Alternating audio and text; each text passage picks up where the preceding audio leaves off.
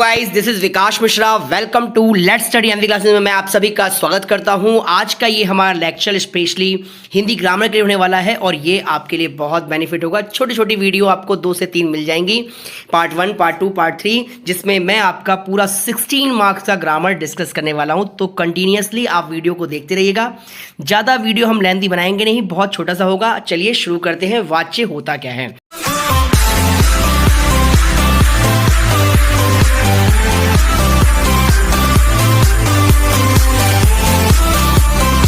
आइए देखिए, बताता हूं मैं आपको दोस्तों कि वाच्य क्या होता है। वाच्य को हम हिंदी में, इंग्लिश में बोलते हैं वॉइस।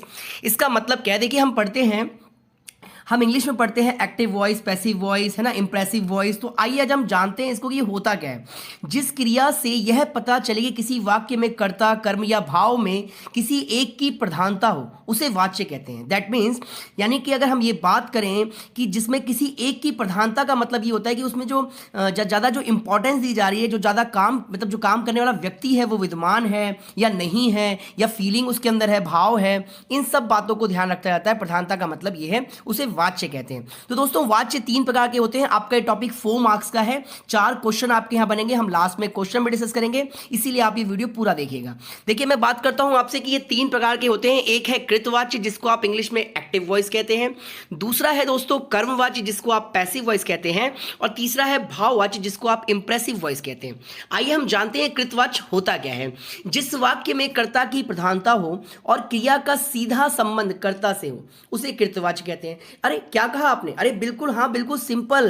कृतवाच्य का मतलब मेरे भाई कि अगर किसी सेंटेंस में काम करने वाला व्यक्ति विद्यमान है, जो बंदा काम कर रहा है उसका क्रिया का सीधा संबंध कर्ता से है, यानी सब्जेक्ट से है, तो इसका मतलब वो कृतवाच्य है। आइए देखें कैसे।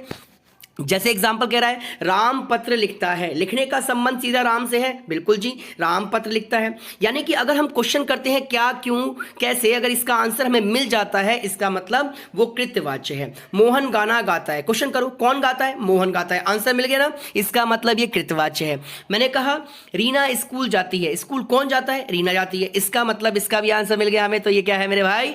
कृतवाच्य है। यानी कृतवाच्य का मतलब जिसके अंदर, जिस सेंटेंस के अंदर सब्जेक्ट विद्यमान है, काम करने वाला व्यक्ति प्रेजेंट है, उसको हम कृतवाच्य कहते हैं। यहां कर्ता की प्रधानता है और क्रिया का सीधा संबंध कर्ता से हो रहा है, इसीलिए आप इसे कृतवाच्य कहेंगे। चलिए अब बात करते हैं कर्मवाच्य की। कर्मवाच्य हम किसे कहते हैं दोस्तों? तो कर्मवाच्य जिसमें कर्म की प्रधानता हो, यानी क्रिया का सीधा संबंध कर्म से हो, उसे कर्मवाच्य कहते हैं। यानी कि आप देखिएगा, कर्मवाच्य मतलब जिसको आप पैसिव वॉइस बोलते हैं इंग्लिश में। बिल्कुल सिंपल सी पहचान है कि से आ जाए, किसी के द्वारा आ जाए, ने आ जाए, कुछ इस तरह के वर्ड आ जाए ना, तो इसका मतलब क्या हो गया? वो आपका कर्मवाच्य है, यानी कि वो आपका पैसिव वॉइस है। जैसे एग्जांपल देखिएगा, मैंने कहा राम रेलगाड़ी से दिल्ली जाता है। अब आपको क्वेश्चन करना है किससे जाता है? रेलगाड़ी से जाता है। यानी कि सेंटेंस के अंदर ना किसके द्वारा काम किया जा रहा है, ये दिखाना है। राम रेलगाड़ी से दिल्ली जाता है। फैक्ट्री बंद करा दी गई है। किसने कराई? पता ही नहीं है आपको। पत्र लिखा गया। किसने लिखा? पता ही नहीं। जब आपको सेंटेंस में क्या, क्यों, कहां, किसका आंसर नहीं मिल पा रहा मेरे भाई, तो इसका मतलब वो क्या है?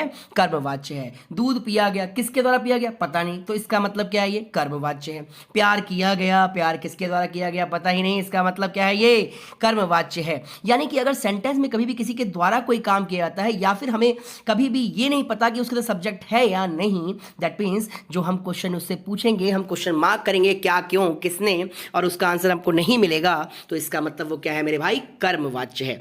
आगे बढ़ेंगे और बात, अभी हम क्वेश्चन डिस्कस करेंगे, वहां पे पता चलेगा आपको कितना आता है। आइए बात करते हैं भाववाच्य।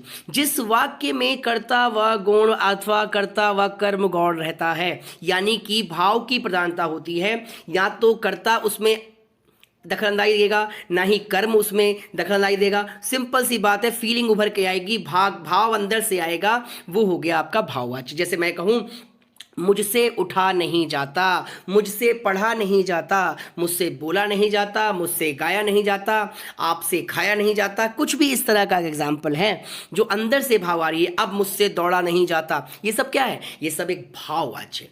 तो दोस्तों आइए डिस्कस करते हैं कुछ क्वेश्चन। आपके सामने 5 क्वेश्चन लेके आया हूं मैं। आइए, जो आपके सैंपल पेपर से है।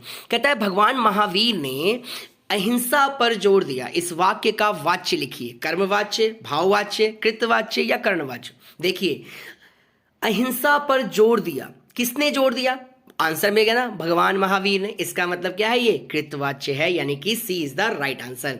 आगे बढ़ेंगे। मुझसे दौड़ा नहीं जाता, बिल्कुल सिंपल पता है मेरे। बात करेंगे अब हम अपने इसमें भाववाच्य के बाद।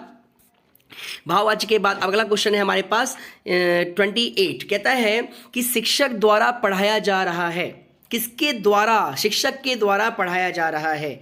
ठीक है, यानी कभी भी सेंटेंस में द्वारा आ जाए, से आ जाए, कुछ इस तरह के वर्ड अगर आ जाए तो वो आपका कर्मवाच्य होता है। इसका मतलब A is the right answer of this question.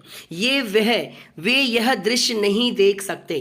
अब इसको आप कर्मवाच्य में कन्वर्ट करेंगे तो देखिए, वे यह दृश्य नहीं देख सकते।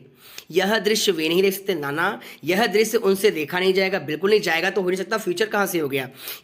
वे यह दृश्य नहीं देख सकते, ये भी नहीं है। मतलब कर्मवाच्य का मतलब ये हो गया कि आपको सब्जेक्ट को हटाना है, उसे कन्वर्ट करना है कर्म में। तो आप बोलोगे उनसे यह दृश्य देखा नहीं जाता, यानी सेंटेंस तो आपका प्रेजेंट में ही है, सकता सकते वाला जाता वाला ही है, लेकिन ये जो वे था ये किस में कन्वर्ट हो गया? उनसे में कन्वर्ट हो गया। उनसे यह दृश्य देखा नहीं जाता। ये आपका C D is the right answer of this question.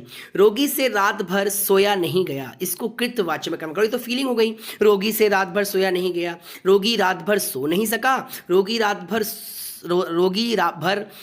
भर रोगी से सोया नहीं जाएगा, या फिर रोगी से रात भर सोया नहीं गया। रोगी द्वारा तो हो नहीं सकता जी, तो सबसे पहला ऑप्शन सही है मेरे भाई, ए इज द राइट आंसर। तो दोस्तों इसी के साथ छोटी छोटी वीडियो आएगी अभी आपके लिए। अभी ये वाक्य रिसर्च किया है, नेक्स्ट वीडियो में मिलेंगे वाक्य के साथ, फिर रस। इस तरह से आपकी ये सीरीज चलती रहेगी। प्लीज़ वीडियो को पूरा देखिएगा, शेयर कीजिएगा और दोस्तों के साथ शेयर कीजिएगा ताकि सभी तक ये इन्फॉर्मेशन चल सके। तो चलिए आज के लिए इतना ही, बने रहिए मेरे साथ।